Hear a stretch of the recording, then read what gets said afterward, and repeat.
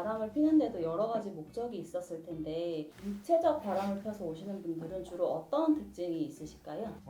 사실 뭐 여러 상간 사건을 하면서 많은 바람의 종류를 보지만 딱 육체적 바람이다, 정신적 바람이다 구분하기 좀 난감한 면이 없지 않아 있긴 한데, 그럼에도 불구하고 이제 육체적 바람으로 어느 정도 치중된 사건들을 보면 부부관계에 만족을 하지 못해서 뭐 섹스 파트너를 구한다든지 아니면 오피스 와이프와 같이 이런 회사에서 성관계만을 목적으로 불륜을 저지르는 경우가 종종 있고, 요즘은 워낙 이제 뭐 SNS 등이 발달했기 때문에 뭐 랜덤 채팅 어플을 통해서도 많은 여성들을 만나고, 예전부터도 마찬가지지만 이제 뭐 성매매 업소나 술집에 가서 이제 육체적 바람을 피는 경우도 꽤 많이 있습니다. 그런 분들의 경우는 사랑한다라는 표현을 문자로 주고받는다거나 그런 거는 조금 배제되어 있는 바람인가요? 데이트를 하든 연인과 같이 하루 종일 자신의 스케줄을 이제 같이 나누는 사이보다는 훨씬 더 정신적인 교류나 스케줄 교류가 적은 게 특징이라고 할 수 있습니다. 일반적인 미혼 연인들처럼 사귀는 그런 바람의 경우에는 어떤 특징이 있나요? 아까 말씀드린 육체적 바람과는 좀 다르게 일어나서부터 잠잘 때까지 일반적인 연인들처럼 카톡으로 뭐 어디 좋은 데 가면 같이 오고 싶다, 맛있는 거 먹으면 뭐 사진 찍어 보내면서 같이 먹고 싶다, 이런 경우에 이제 육체적인 뭐 교류도 있겠지만, 그것보다는 좀 더 이제 일반 연인들이 처음 이제 사귀는 풋풋함, 말 그대로 플라토닉 러브를 나누는 것처럼 정말 육체적인 성욕을 풀기 위해서가 아니라 정말 설레는 마음으로, 이 사람을 정말 사랑하는 마음으로 데이트를 하고 연락을 주고받는 게 아까 말한 육체적 바람과는 조금 차이가 있다고 할 수 있어요.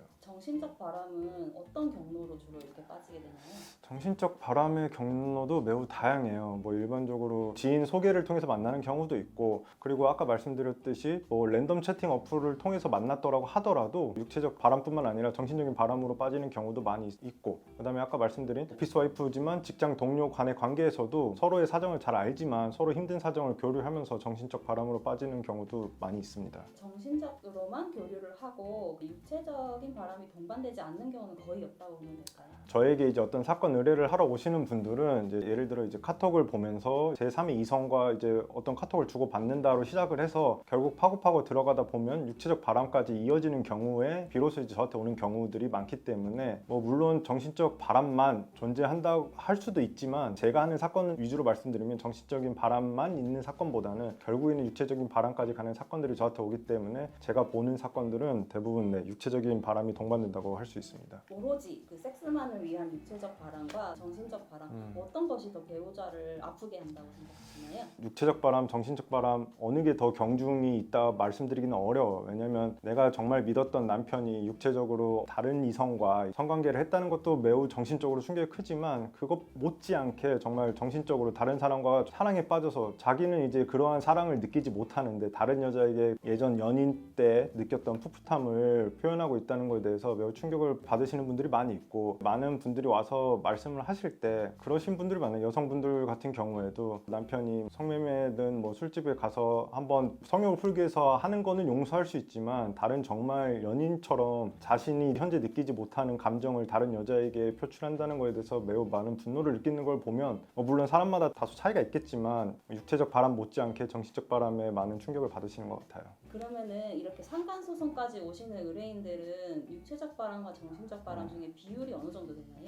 아직까지는 의뢰인들 입장에서는 적어도 스킨십이 있어야 상간에 해당한다고 생각하시는 분들이 많기 때문에, 비율로 따지자면 어쨌든 육체적 바람이 포함된 사안이 80% 이상이라고 볼 수 있어요. 일회성 원나잇을 했다, 5년간에 걸쳐서 교제를 했다, 이런 정도도 상간소송 위자료를 책정하는 데 영향을 미치나요? 네, 물론입니다. 상간소송 위자료를 결정하는 여러 가지 요소들이 있는데, 이제 어떻게 이런 불륜 관계가 형성이 됐는지, 그리고 방금 말씀하신 것처럼 어느 정도 기간 동안 이 불륜 관계가 유지가 됐고, 어느 정도 단계라는 건 이제 아까 말씀드린 정신적 사랑에서 종결이 되든 발각이 됐느냐, 아니면 뭐 성관계 등 육체적 바람이 동반이 되고 그 기간이나 횟수가 상간소송 위자료에 많은 영향을 미칠 수 있습니다. 애정이 깊이도 이 상간소송의 위자료에 영향을 미친다는 건가요? 당연히 영향을 미칠 수 있고, 다만 이제 판결문에 어떠한 이런 사랑의 정도 표현이 자세하게 기재되진 않지만, 법원에서 이제 판사님들이 판결문을 쓸 때는 그러한 사랑의 정도, 그다음에 누가 어느 정도 사랑의 표현을 했고 누가 먼저 이렇게 대시를 했는지도 다 고려해서 위자료 액수를 책정하는 걸로 알고 있습니다.